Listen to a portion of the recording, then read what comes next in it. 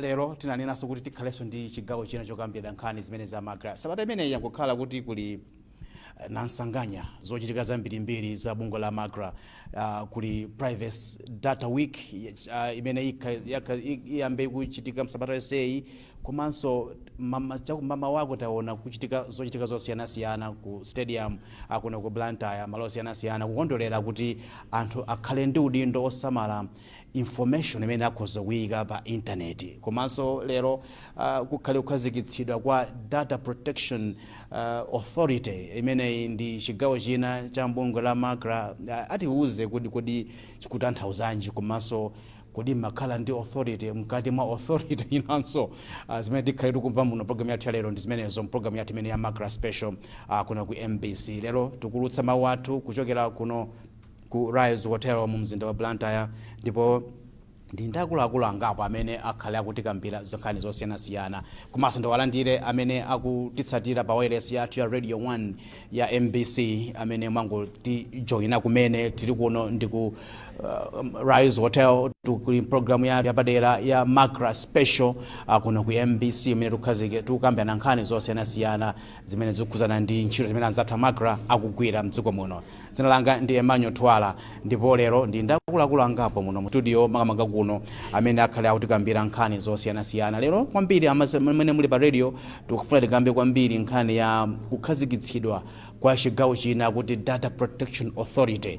imene ili mkatikati mwa bungwe la magra. Kodi idayambika bwanji, komanso kuti kutanthauzanji pa nkhani ya kuteteza data kapena kuti information kapena kuti zoyilembalemba kapena kuti zoyikayika pa masamba a internet anchezo kwa munthu. Ndili ndi akuluakulu ndi Council Kellias Mlenga, yowa ndi Deputy Director Legal wa Consumer Affairs. Ndakulandirani Council program yathu ya lero.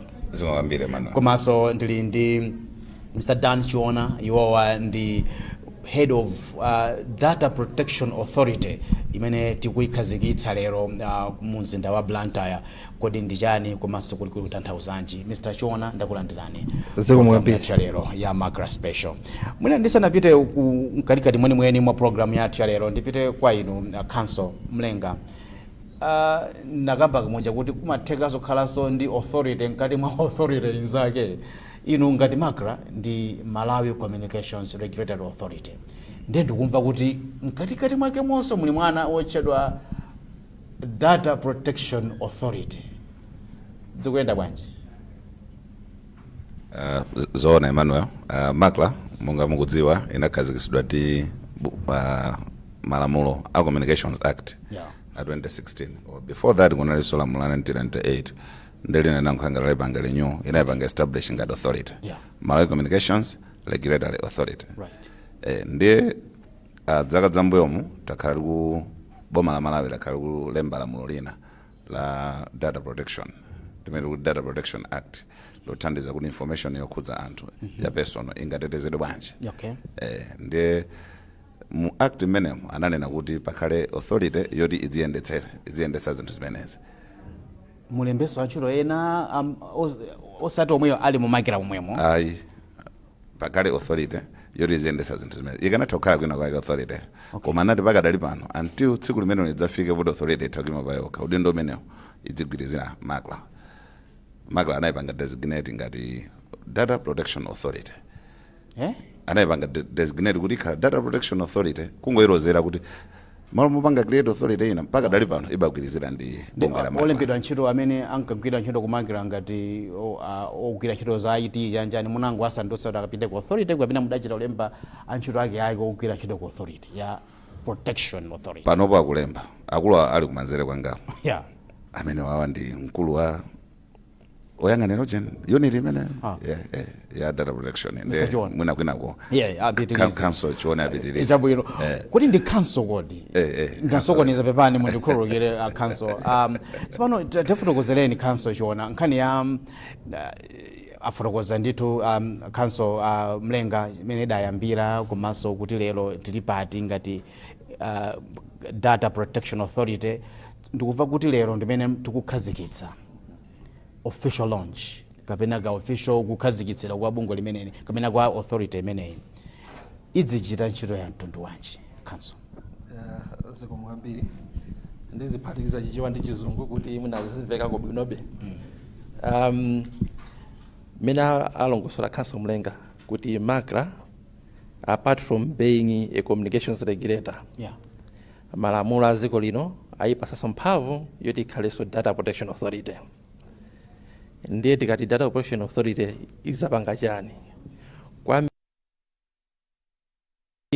ndiye ife ngati bungwe la MACRA lomwe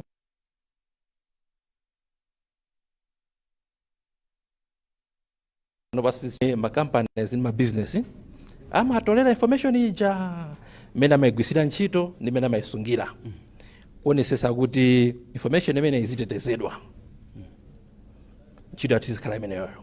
Tsono agent National Registration Bureau ntchito yawo njiti ikhala iti so just amatengaso personal data. Yes. Yeah, ndi zisiyana bwanji pakati pa National Registration Bureau imene imatiuza kuti ukhala ndi national ID ija kupanga swipe ikuza chilichonse cha iwe chimene chikukukhudza, ndi tikhalenso ndi malo enaso osungiranso zathu zomwe zonso tizikalembetsa kumeneku. Limene ndifunsa labwino kwambiri. NRB ndi udindo yokhazikitsa kuti aliyense m'malo munomu nzika iliyonse ikhale ndi chiphaso, ndi kumene kuja timakapereka information yathu, personal information yathu ku NRB kuja tipereka zina, tipereka date of birth, kamwina kumuzi komwe tikuchokera ndi information ina yomwe NRB amatenga. Ndi pomwe ife tikuloweterapo mpoti pamene NRB ikutenga information imene ijayo, NRB ili ndi ma obligations angapo okhuzana ndi information imene ijayo. Kuti NRB mukatenga information imeneyo mukuisunga bwanji. Okay. Parabwera haka kuti afuna apange hack system yanu ndikuba information imene ndikupanga expose to the whole world, mukuiteteza bwanji. Right.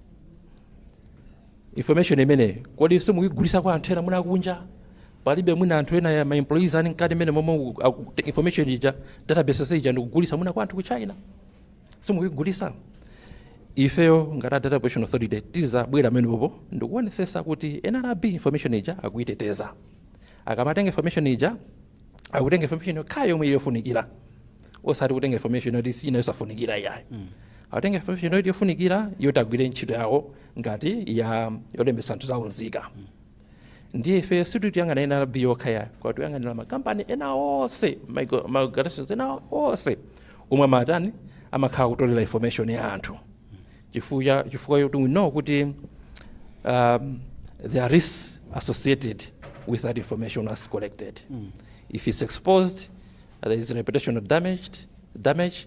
There is issues of identity theft where people can antamavala zigoba ngati inuyo ndikumapanga post pa Facebook mudzina lina aine ndine Council Mlenga, ndine president wa dziko lino, ife tiziyang'ana mlengacha osaza ndi chigoba. Ndiye tima kwambiri tikuonesesa kuti mlengawo ngatinso muno kwa information ali ndi udindo wotetezaso information ija, osamangogawa mapassport kwa aliyense, osamangopanga click china chilichonse online, osamangopanga post china chilichonseso online. Ife kwambiri tiziyang'ana zimenezozo. Ndakuthokozani kwambiri ku Consumer Affairs kumanga ndipite kwa ino Council Mlenga anakamba fundo yabwino Council chiona kuti osamangotumiza chilichonse posta ina chilichonse. Anakamba namavaso nthawi ina Director General wa MACRA kunena kuti pa internet siyiwala, internet doesn't forget. Chizungu anagwiritsa ntchito ku stadium ino makondwerera ndi ana asukulu kuti wanthu amangokomedwa kumapita mati live kubwera mipa chamayankhula za live zimenezo kuwakhudza. Ndi akambapo una kuti sinthawi ino yomangotumiza nyina chilichonse. Dzulo timakamba nkhani ya misinformation ndi disinformation. Zilumizana bwanji ziwiri zimenezi pakati pa Data Protection Authority kusunga chisisi cha ku privacy ya munthu kumaso versus misinformation ndi disinformation. Nimafuna mutandilumikizira madoti pa zinthu zitatu zimenezi. Zikuyankhulana bwanji? Mene nachione Data Protection Authority ndionetsetsa kuti maufulu anthu about their private information, especially sensitive information, is protected. Itetezedwe. Ife ngati amakla, not as the Data Protection Authority. Ife ngati amakla timaphunzitsa so anthu. Tuli udindo pa malamulo a dziko lino. Ndime 17 ya Communications Act. Imene lamulo limene linakhazikitsa bungwe la makla. Komanso Section 97 ya Electronic Transactions and Cyber Security Act. Imene so lili lamulo limene makla imayendetsa. Ophunzitsa Malawi. Tuli udindo ophunzitsa Malawi kuti kodi mukakhala pa internet zinthu zimene mungapewe kuti musagwe mavuto ndi zotani. Kodi ukuyena mwangopereka information yako private ngati password kapena mapini timauza kuti ayi.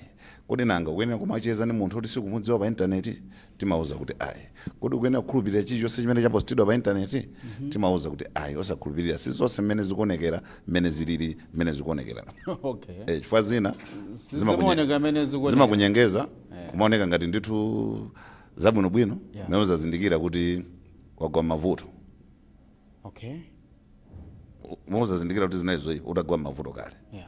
Mwina akubera mwina ajana vala chigoba ngati atwala aja wazazindikira mochedwa kuti si atwala account ya atwala icha munalowa alendo mwina akupangira haki mwana nene amocha.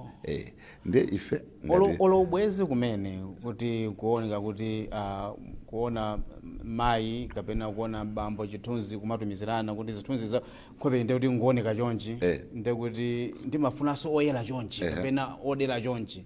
Koma mwina munthu yo si oyera choncho kapena si wakuda choncho. Patsiku lodza kumana kuona kuti ndino yophiri kuti sample kusiyana ndi baki. Zimene matsatsira malonda ndi malonda amene ndakapeza pa lumali sakufanana. So those zimene ndi chani akamati ndi chani? Deception ito imene ndikuti akupanga deceive chifukwa machitika deception. So timaphunzitsa Malawi kuti osakhulupirira zinthu zimene mwaziona pa internet nthawi zonse.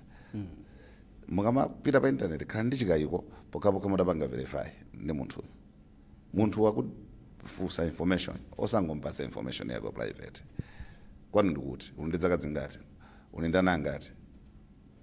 Komanso tiziona zinthu zimene timapanga post pali zina zimakhala kuti mwina ndi nkhamba mabodza zinthu zosinjirira.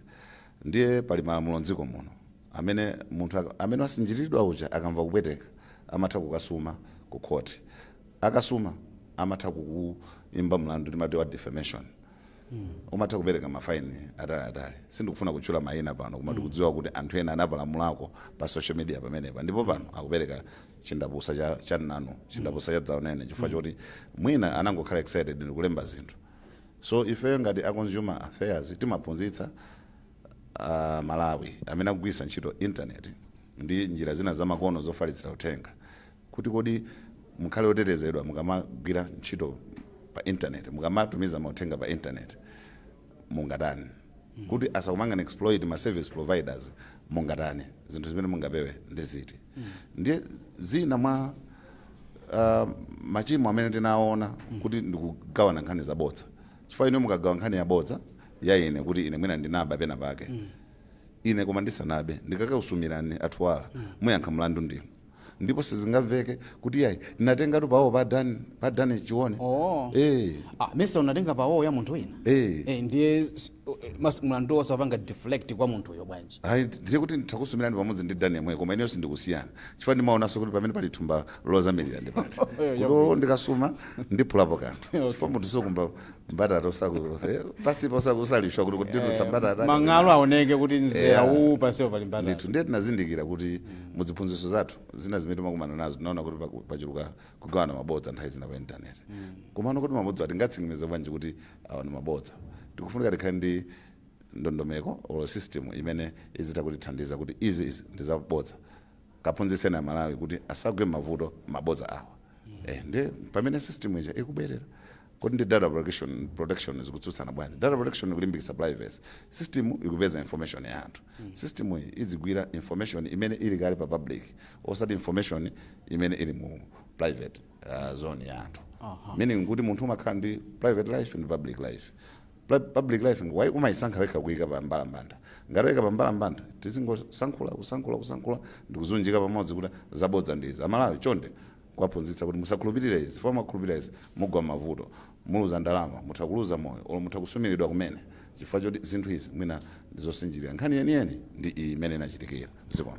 Ndathokoza kwambiri Council. Dziko lino limene mukuyankhulira amagra masiku atatu mtakukhala ndikumvaniwa ena akuti osati ena kumaziona kuti mukufuna muthinitse tsopano zinthu zina ndi zina zimene zakhala muna zisako zikungochitika tikungoziyang'anira apo ndi apo chinthu kamba zimene zimadaladala chifukwa chonena kuti mastepe amene mukuitengawa lero tikuona za Data Protection Authority ena akunena kuti simugwiritsa ntchito information ya mmenemu ya mu data imeneyi kufuna kusakasaka anthu ena komanso information ya mu data imeneyo munthu mudzikayitenga bwanji izikhala munakamba sinamvetse bwino mwina ndine izikhala voluntary offering kuti ineyo ndifuna ndipereke information yanga kapena mudzichita muli ndi ndondomeko yanji yofuna kuti mutolere personal data information komanso tikhulupirire bwanji kuti kumakrako mukatenga information imeneyo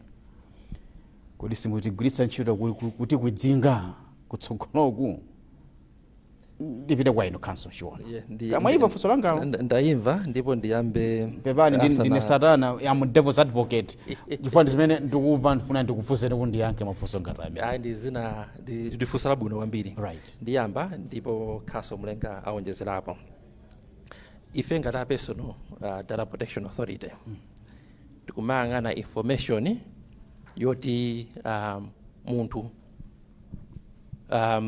sanaipange disclose to the public domain. Okay. So anzathu awangati consumer wa makra eneni not amakra a communications. Yeah. This system yawe they will not go into the private information ya munthu ndi system yawo yayi anafotokoza bwino ndithu dzulo namva mwana Mlenga nkhani imene system yawo iyi ndipo munawonjezera Mlenga izipanga locate information that is already in the public domain. Right. Pamene ifa data protection we are focusing at the private information ya munthu imene sanapereke pa public yo yomwe sanaike pa public yayo mdzikayipeza uno bwanji ndi funso langa funso la kuti masisimu ya private information yes. Data imeneyi nanga si munthu wanguisunga mfoni mwake yes mwina is it personal like mwina ujeza ndi munthu wina pa phone yake ndi phone inzake ndi muzikapita kukalowa mu phone ya munthu yo kutenga private information yo ife ayi kumene kusitulo wako yayi kumene kusitulo wako unless munthu ja information ija adayipanga disclose. Okay. Adayipanga disclose muna ndifotokoze chonchi kuti ifeyo in terms of our focus ifeyo what we are focusing is kuti inuyo mukamapereka information yanu kwa ma business kaya kwa ma social media platforms muna ngati Facebook, LinkedIn mukamapereka information imene ijayo anthu omwe akulanda information ijayo imene ijayo asayipanga abuse yayi fwa ngati mukuziwa mukamasegula Facebook account ma saina what is called an agreement di Facebook okay yes. And there is a privacy policy yomwe mapangani kuti atavomera machonga kena kake policy penye ndofunika kwambiri kuiwerenga kuti kunena kuti chani kodi mati chani imene ija imakufunsa ni mafunso ambiri alright imakufunsa kuti inatwala mukutipasa zina lanu mukutipasa age yanu mukutipasa information ambiri ya inuyo kodi mukuvomereza kuti information iyi tikhoza kukapasa anthu ena ngati ma marketers inu munena kuti amukhoza kupereka mukulola kuti information imene tikhoza kugulisa kwa anthu ena ndi ena amufunsa limene ni funso iya ndi example chabe oja bwino ora ndicho pa ma websites also mwiti mapita mafunsa amene amapeza amakhalapo alright kuti ifeti ndi ma partners athu ma advertisers ndi ena otero information yomwe mutipasa inuyo panopa mutiloleza kuti ife tapase atwala kuti ayiunike bwinobwino aone kuti makonda chani akutumizireni mwina za advertising. Okay, yeah. Ifeyo nde kwambiri data protection tuyang'ana zimene zozo kuti munthu ukanena kuti ayi sindifuna zimene zozo, your no should count. Ine ndikufuna just want to access your website, I don't want you to share my information with anyone else. Ifeyo ngati data protection we are there to ensure kuti that no should count. Then ntchito yathu ndiyosiyana kwambiri ndi mmene akupangira amlenga yawo yokhuza ndi mwina kuyang'ana fake news ndi zina zoterezo. Mafuna ndifotokoza choncho. Yeah, mafuna mwonjezere Council Mlenga pankhani imene. Yeah, mafuna ngonjezera kuti awawa akapati focus yawo ndi private information akuyang'ana kuti ayetereze. Ndipo pina mabwerera ndikupanga register anthu amene akupanga handle private information ya anthu. Ndiye kuti kandi adzipatala, kandi amabanki, kandi amabusiness, kandi malo a skulu amene ngati akudutsa threshold ina yake ya 10,000 ngati ndi 10,000 data subjects information akupanga process amene ali ndi udindo odzalembetsa ku Data Protection Authority. Komanso ngati akusunga information ina yake ya sensitive imene lamulo lija linayika atakhala kuti sanafike threshold ya 10,000 akuyenera kudzalembetsa kwa awa. Sakunena kuti awawa adzilandira private information yo ayi, koma adzatenga ndandanda wa anthu amene akupanga handle private information ndicho linga chokuti adzapanga monitor kuti kodi ino private information ya anthu mukuyigwiritsa ntchito bwanji, mukuyigawa bwanji. Ndicho linga choti isapite kumene sakufuna iwo ipite fund ya private. Chifukwa munthu ngati chili cha private ndoti wachisunga kuti chichi nchakuchipinda. Pamene ife target yathu pophunzitsa amalawi timapanga based on information imene ili kale ku public. Ili kale ku public ndicho linga chokuti udindo wathu umene tatchula malamulo awiri tinachulacha upitisidwe patsogolo based on my facts osati conjecture kapena imagination kapena basi zongolota kuti apana kuti kuona ngati anthu akunamizana zakuti ndeta phunzitsa amalawi matips kuti asurvive. Ndito tizipezeka tikubaya pambali malamulo baya penipeni pamene pakuyenera kubayidwa apo kuti munthu achire zikomo kwambiri. Ndili ndi Council Mlenga komanso Council Chiwona amene akutikambira muno nkhani zosiyanasiyana. Lero tikukamba kwambiri tikunika kwambiri nkhani imene akhala kufotokoza akuluakulu amene wankhani ya Data Protection Authority komanso mamuka kuyang'ana kwambiri nkhani ya misinformation ndi disinformation. Timakamba kuti kuli ndondomeko ina kamene kuli maplani ena kuti tione kuti nkhani zabodza nziti nkhani nzenzeni nziti zimene azathu amakra akufuna kuti achite mdziko muno. Ndi msabata ino ndi program imene yapadera kuno ku MBC tikutcha kuti makra special imene tikunika nkhani ngati zimenezi. Ndipo lero tikuyang'ana kwambiri nkhani ya Data Protection Authority imene ili pansi kamene ili mchigawo cha bungwe la makra nakhazikitsidwa ndi boma ndi parliament, ndipo ndi imodzi imene ikhale kuthandiza kusunga kuti private information ya munthu kuti isamalidwe bwino. Tibwera sipasa chidwa apa kwakuno ku MBC mwamuno program yathu ya makra special.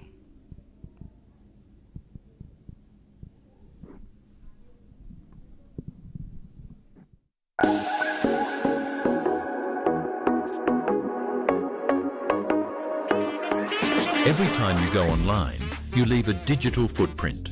Your data is valuable, and it's important to know how it's used. Companies collect data about your browsing, location, and even your interests. This data can be used for targeted ads, but also for things you might not expect. Protect yourself. Use strong passwords. Be mindful of what you share online. Review your privacy settings. Learn more about data privacy and take control of your information. Visit www.dpa.mw or call 261. Toll free. Your data, your power. Brought to you by the Malawi Communications Regulatory Authority, MACRA.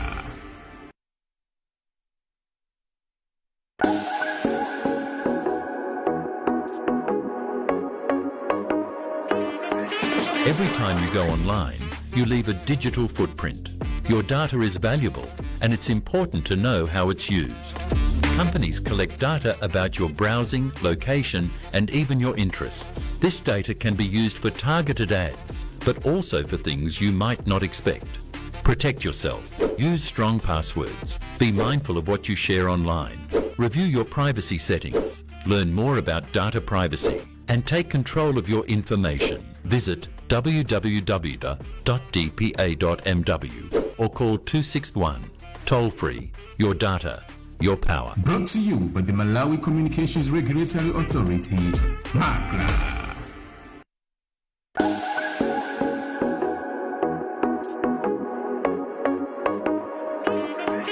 Every time you go online, you leave a digital footprint. Your data is valuable, and it's important to know how it's used. Companies collect data about your browsing, location, and even your interests. This data can be used for targeted ads, but also for things you might not expect. Protect yourself. Use strong passwords. Be mindful of what you share online. Review your privacy settings. Learn more about data privacy and take control of your information. Visit www.dpa.mw or call 261. Toll free. Your data, your power. Brought to you by the Malawi Communications Regulatory Authority, MAGRA.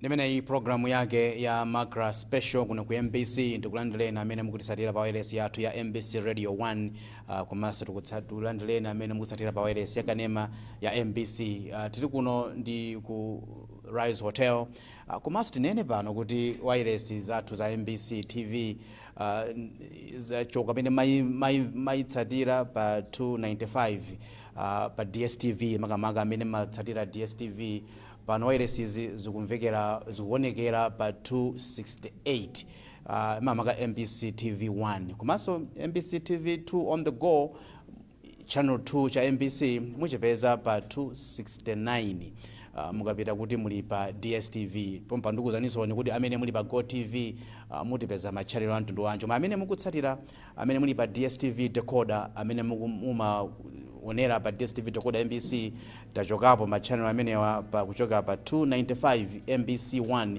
kupika pa 268 ndipo pa MBC 2 on the go channel china cha MBC tili pa 269 lero tukamba nkhani ya MAGRA special kuna ku MBC ndipo ndili ndakulakula amene wa Council Carriers Mlenga amene ndi Deputy Director Legal Consumer Affairs kubungo la MAGRA komanso ndi Council Dan Chiona iwo waso ndi Head of Data Protection Authority kubungo la MAGRA ndakulandiritsa makosana kachiwiri kuchigawo chimene chamaliza cha program yathu ya MAGRA special ndeni nakamba ndifuna mutanditambasuliraso Council Chiona kuti tsopano ndilamulo li Data Authority Act Data Protection Act. I mean Data Protection Act. Yes. Ya 2024 inapa katikita mu June ndikukhani inamba kugwira ntchito mu June ngasindikula ku 1st June. Yes. 2024. Yes. President anasaina kuti likhale lamulo mu January 2024 koma kuyamba kugwira ntchito mnali mu June 2024. Mwishani mene mumu achidule. Umumu muli zinthu zingapo choyamba chomundanena kuti lamulo limene lukhazikisa MAGRA ngati the Data Protection Authority yomwe iziyang'anira zinthu za many personal information is processed by companies, business and institutions in Malawi munomo. Yes. Mwina sana kambe zina mafuna ningosindika I think pa point ina yomwe I think mede magambira na mbuyo muja. Please. I just wanted to emphasize kuti ifeyo ngati Data Protection Authority information anthu yo sukuti sizakhala ndi ifeyo yayi. Sikubwera ku MAGRA yayi information anthu yayi. Ifeyo ntchito yathu ndiyo nkuonesesa kuti information iyo yomwe ipanopa ilikale ndi my institutions, companies, businesses is processed in a lawful manner according to the Data Protection Act. Ntchito yathu ikhala imeneyo. Ndema ngofuna kuti mwina ngosindika amene popo kuti information anthu sikuti ili ndi MAGRA yayi. Information yomwe tukamba papai ilikale ndi muna makampani kachena Airtel, mabanki, zipatala ndiye lamulo ilili ndachipatalawo mwachitsanzo kuti ndikubweza Yes. go back to the point number 1 so munena kuti sikuti information izikhala ndi inuyo koma izikhala ndi mabungwe amene ngati achipatalawa ngati mabungwe makampani alamia. Yes. ndi mudzikauzewa kuti muli ndi mphamvu yowauza private companies kuti musamale bwanji private information ya munthu. Ndiye ndibwerako kumeneko Yes. kuti lamuloli lapereka ma obligations ngati maudindo Okay. pa ma companies ngati amene wawa omwe amatolera information ya anthu yoti azisatira. And lamulo imene liso lapasaso anthu ma rights awo okhuzana ndi information yawo. Okay. Ndiye choyamba mwina ndiyambe ku ma rights ko ndisanapite ku ma obligations ama ma company ndi ma institutions and organizations. Right yoyamba ndiyoti imakupasani munthu ngati individual a right to know if your information is being processed by someone. Ndiye inuyo mukhoza kupita kafusa kandi ya Airtel kandi ya TNM kuti kodi muli ndi information yanga ineyo. Okay. Ngati muli nayo ndi information yanji. Ukuzobeda kampani kofuta zimene. Muli ndi ufulu otero ndithu. They'll be overwhelmed to council and mugamba imezi izi ndekuti makampani azingokhalira to daily to anthu line yanga njito imene ena alimirandu midzimu mulibe yanga imene yako ndifikako kumeneko. Okay, right. Ndifikako so kumeneko. Alright. Aliso ndi ufulu or right kunena kuti information yomwe muli nayo yet ndikuichosako. Okay. Ndikupitisa kwina. Mchizungu timati data portability. Kuichosa komwe iliko ndikupitisa ku company ina or ku institution ina. Ndufulu wanonso. Ndipo uyoyo winayo uyo omwe ali ndi information anuyo ali ndi udindo kuti akupaseni mukapanga demand that information unless there is a valid reason why they would want to keep or maintain that information. It'll be through court order kapena munthu as a private citizen atangopita kukatenga. As a private citizen ndi ufulu opita kukatenga information iyi. Okay. Ndifotokozaso bwinobwino kuti zimene ziziyenda bwanji. Yes. Now right inaso yofunikira kwambiri ndi right ya timati to rectify the information.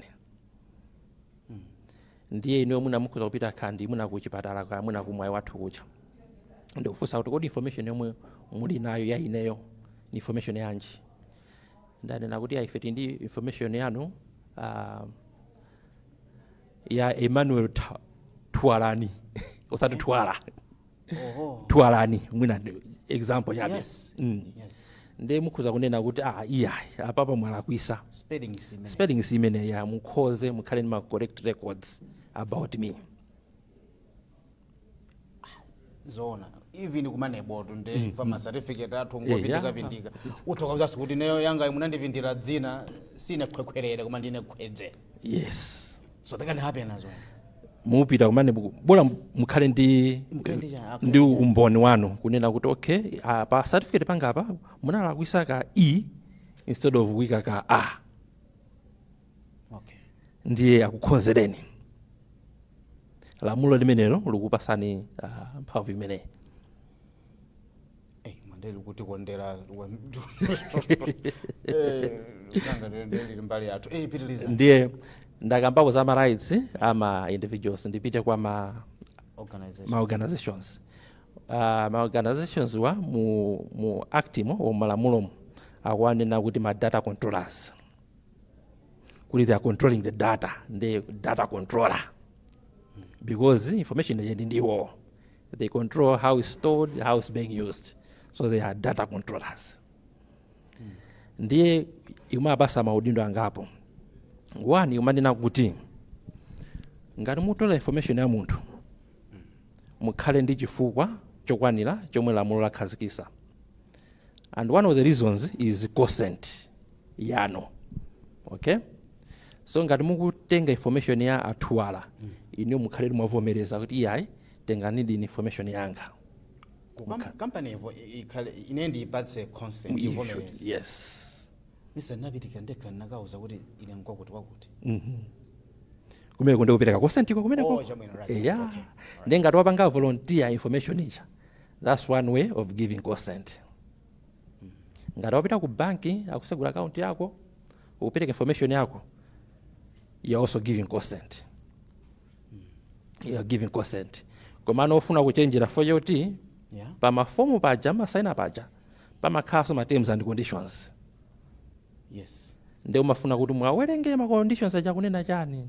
Abanka aja khuza kuzani kuti mukasegula account ndife ife ndi ma partners athu ku US uko. Nde information yo munthu atipase tatumiza ma partners athu ku US kucha. Inu ngasi mugwiza nazo munena kuti aya izi ndikugwizana nazo yayi. Muna kunoka account sindisegula yayi. Koma ngati mwasegula nde kuti yani mwawerenga ma conditions aja mwagwiza nazo mwapereka consent icha.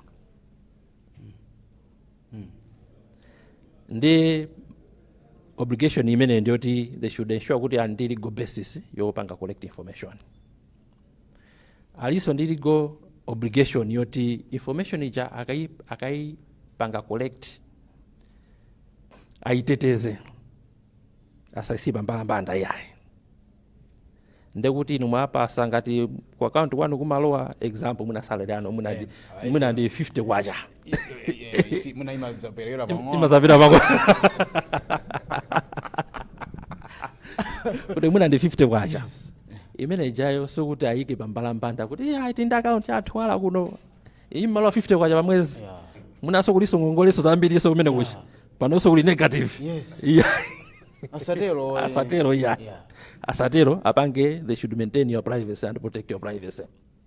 Plus panopa tikuzoa kuti we are in a digital world. Information is just amasunga pamanyo yayi. Ile mu system. And that system is connected to the internet. And with that there are so many threats that are also coming in. Ngati ma threats ama hackers who would want to come in and access that information. Mu system moja. Now the bank will have an obligation to ensure that they have got adequate measures to protect that information. So that's one of the obligations. Yina ndiyoti information yomwe akutolera azinkutolera yokwanira yosapira myeso yayi.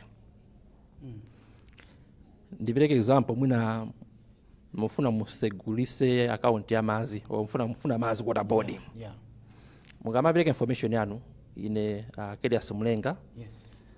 Ndi makhala kwakuti perform paja mafomu ena akufusani kuti tayika ni marital status. Ndinokwatira kapena tayika ni kumuzi ndikuti mtundu. Ndio mafusa kuti kodi information iyi ndiofunikira kuti ineyo andipase mazi kapena ayi. Afuna aone kuti ndine wachingoni kapena afuna ndine wachani kuti andipase mazi.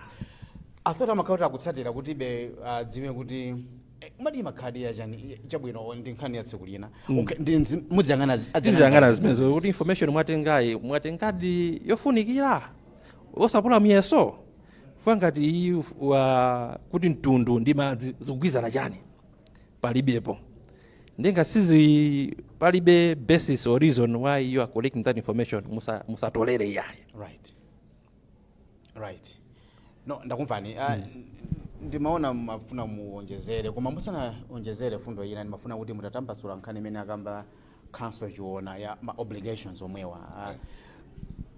Ino fund ino lawyer abeso kuti nkhani izi kuti sunga zitsate bwino. Ndiye kuti kusonyeza kuti uchiro ya DPA ikha kuti ipangeso evaluate kind of information imene timapereka ngati ku police ngati kuchani ku milandu imene imatikhudza kuti tipangeso refine tipangeso redefine ithandizira kupanga imene kapena ingotenga zimene zilili status quo kapena imene zilili pano pali kufunikira kuti wonse kuti value ili yonse imene ibwereze kapena ingopitiriza zimene zakhala zochitika for the past 40 years mdzikomo.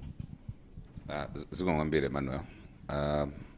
DPA umodzi mwa udindo wake ndikuti ite kuuza mabungwe kuti anene mabungwe amene ali ma data controllers acha kuti anene ndondomeko zimene anayika zosamalira information yathu. Okay. nde ndondomeko zichangata anaziyika akazibweretsa ku makla ngati authority now DPA, Data Protection Authority, ndiye kuti ikaona kuti pali zinthu zina kuti information iyi mwina ndiyo safunika, information iyi ndiyo safunika kuti mupanga achieve purpose iyi, adzauza kuti izi chotsani palirani pakhale information yokhayokha. Komanso pa maudindo paja munthu ngati atenga information ndicho linga chokuti ukagwirisire ntchito ntchito imeneja ikatere pomwepo. Nditha kubwera kwa inu Emmanuel kuzatenga information kuti ngone ine ndifuna information ya kacha yanu, ndifuna ndipangire scientific study, ndifuna ndilembe mwina thesis or dissertation. Information manager itere pa dissertation pacha. Musadzamve ndikuitenga information mwina ukapangira marketing, mwina ukapangira exhibition ina yake. Ndiye kuti purpose imene munandipatsa ija zolinga zimene ndinapemphera zikupyola muyezo umene inuyo munandiloleza. Ndiyo kuti chilolezo chicha chimakhala kuti chatha mphamvu. Chilolezo chicha akuti consent pa Chingereza chimathera mphamvu pamene pakuthera purpose imene munagwirizana. Ukapyola pamenepo ndiye kuti chilolezo chicha chimakhala kuti palibepo. Ndiye ife roho yathu pa iwowa pa ntchito zawo ndikuti kuwathandiza kuti Amalawi adziwe ufulu wawo. Makamaka ife timalimbana kwambiri ma consumer, sitimalimbana ndi ma operators kwambiri, timalimbana ndi ma consumer, ma users a service yo. So in this case tikuyang'ana common man in the street amene ali data subject. Ufulu wawo kuti pa nkhani za data protection ndotani, nanga udindo wawo ndotani, chifukwa munthu pali ufulu wakaso udindo. Ufulu wawo ndotani, information asalole kuti ngogawidwa ya private kwa munthu oti sakumufuna, olo purpose imene asakuidziwa, olo kuti koke mwina ituluka mdziko muno information ija popanda chilolezo. Kodi kumene kupita ku dziko linalo kuli malamulo okwanira kuti akayitereze information ija. Nditi zaphunzitsa zimenezo Amalawi kuti adziwe. Ndicho lenga choti ma data controllers chakamena ma data processors akamatenga information yawo azidziwa, Amalawi azidziwa ufulu wawo kuti awa kuti asatiphera ufulu titere. Ife ndi pamene tikubwerapo paenepo ngati amene timaphunzitsa za ufulu wa anthu amene akugwiritsa ntchito za njira za makono zofalitsira uthenga. Mwitseka bwanji council carriers? Ine kutseka kwanga ndikwakuti nkhani za tikakhala pa internet masiku ano information imene tikugawira na internet imafalitsa mauthenga mwansanga. Tionetsetse kuti information imene tikugawa tinasure kuti ndiyoona. Komanso tisagawe information yambiri kwa kuyika mbalambanda chifukwa chokuti you never know until they can abuse that information ndikupangira zina including dziwembo zimene masiku. That was Council Dan Chiona mwitimaliza bwanje nkhani yathu ya lero.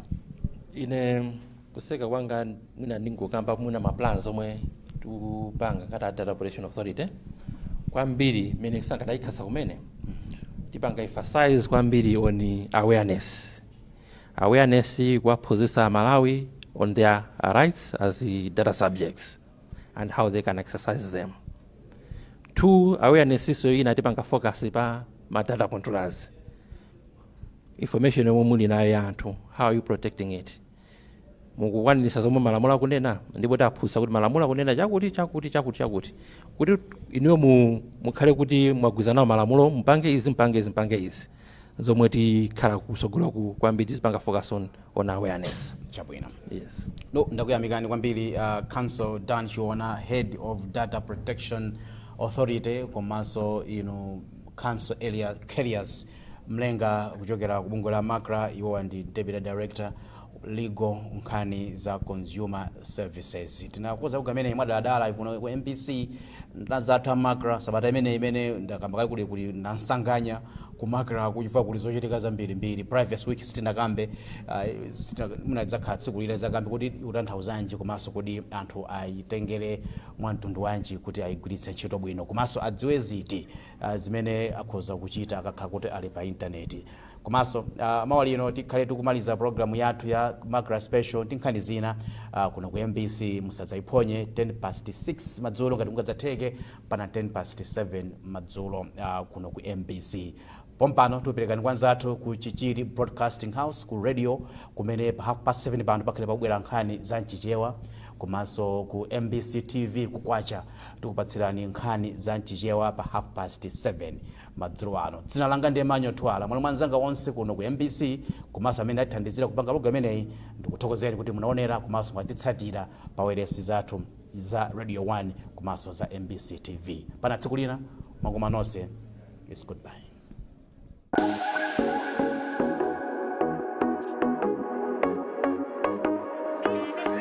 Every time you go online, you leave a digital footprint. Your data is valuable, and it's important to know how it's used. Companies collect data about your browsing, location, and even your interests. This data can be used for targeted ads, but also for things you might not expect. Protect yourself. Use strong passwords. Be mindful of what you share online. Review your privacy settings. Learn more about data privacy and take control of your information. Visit www.dpa.org.